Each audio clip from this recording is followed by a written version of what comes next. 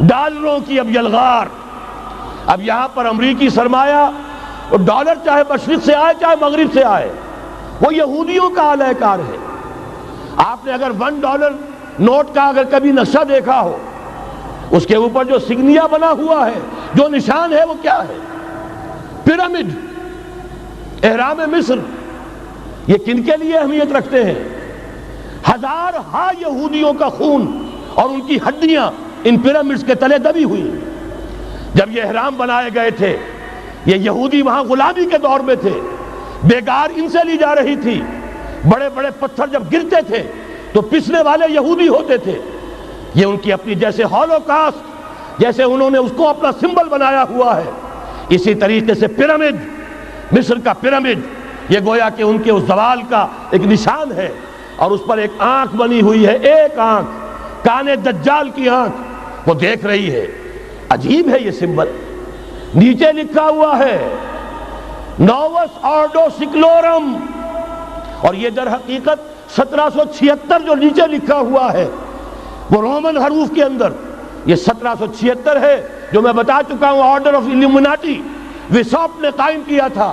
عام دنیا یہ سمجھتی ہے کہ شاید یہ امریکہ کا یوم آزادی ہے، سن آزادی ہے.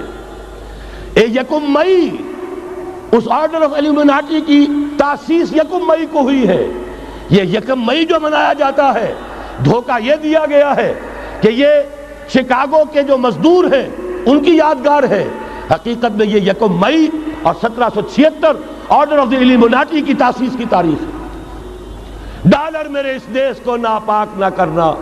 اور میں تو انہیں داد دیتا ہوں، جو کچھ انہوں نے، شاعر کہتے ہیں اس کو جو صاحب شعور ہے، اس صاحب شعور نے جو مشاہدہ کیا ہے کہ ڈالر آئے گا تو کیا آئے گا ہمارے ہاں.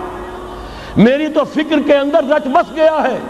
پاکستان کے بارے میں جب کہا تھا اے آندھیوں سنبھل کے چلو اس دیار میں، امید کے چراغ جلائے ہوئے ہیں ہم. ہماری امیدوں کے چراغ ہے یہ. اسلام کا گہوارہ بننے والی ملک ہے یہ. اس کو ہم نے قائم کیا تھا اسلام کے لیے. یہ آندھیاں نہ چلیں. اس ملک کو ہم نے اسلام کے چراغ جو ہے ہم نے اس میں روشن کیے ہوئے ہیں. اے آندھیوں سنبھل کے چلو اس دیار میں، امید کے چراغ جلائے ہوئے ہیں ہم. بہرحال یہ تیسرا سیلاب ہے، ننگی سرمایہ داری، جس کی پھر لعنتیں ہوتی ہیں. ایک طرف فقر، ایک طرف احتیاج، ایک طرف بھوک، ایک طرف دولت کے انبار. پہلے بھی ہمارے ہاں فرق کم نہیں ہے، لیکن اب جو ہوگا اگر یہ بات پوری ہو گئی تو وہ ننگی سرمایہ داری.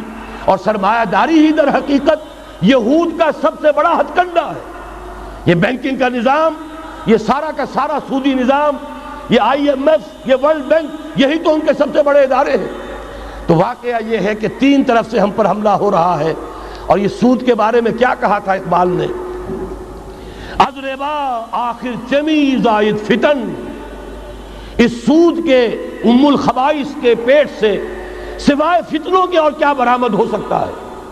کس نہ داند لذت قرض حسن. کسی کو قرض حسنہ کی لذت یاد نہیں رہی. بغیر سود کے قرض دو. تمہارے پاس فاضل رکھا ہوا ہے، کسی بھائی کو دو کہ وہ اپنی معاشی گاڑی کا پہیہ چلا لے، پھر اصل واپس لے لینا. اگر اتنی ہمت نہیں ہے کہ ان تصدقوا فهو خیر لکم، صدقہ ہی کر دو تو سب سے اچھا ہے. دے ہی ڈالو اپنا فاضل سرمایہ. یسألونک ماذا ينفقون قل العفو، مت رکھو اپنے پاس، یہ گندگی ہے. لیکن اگر بڑے ہی کم ہمت ہو تو کم سے کم قرض حسنہ دو، اپنی اصل رقم واپس لینا. کس نہ دانت لذت قرض حسن. از ربا جاں تیرا دل چو خشت و سنگ. اس لیے کہ سود کے ذریعے سے انسان کے اندر تاریکی پھیل جاتی ہے. دل جو ہے اینٹ کے مانند، پتھر کے مانند سخت ہو جاتا ہے، کٹھور. ثم قست قلوبکم فہی کالحجارۃ او اشد قسوہ. آدمی درندہ بے دندان و چنگ، اور انسان بغیر اس کے کہ بھیڑیوں والے دانت ہوں اور بھیڑیوں والے پنجے ہوں، بھیڑیا بن جاتا ہے. بہرحال اب کرنے کا کام کیا ہے اس کو سمجھیے. اس پوری صورتحال کا میں نے آپ کے سامنے نقشہ پیش کر دیا. ایک طرف مغرب سے نیو ورلڈ آرڈر، جو جیو ورلڈ آرڈر ہے، اس وقت کی سپریم پاور آن ارتھ، امریکہ کی سرپرستی میں بڑی تیزی کے ساتھ حملہ آور ہے. دوسری طرف وَمَكَرُوا وَمَكَرَ اللَّهُ وَاللَّهُ خَيْرُ الْمَاكِرِينَ۔ اللہ کو پامردی مومن پہ بھروسہ، ابلیس کو یورپ کی مشینوں کا سہارا۔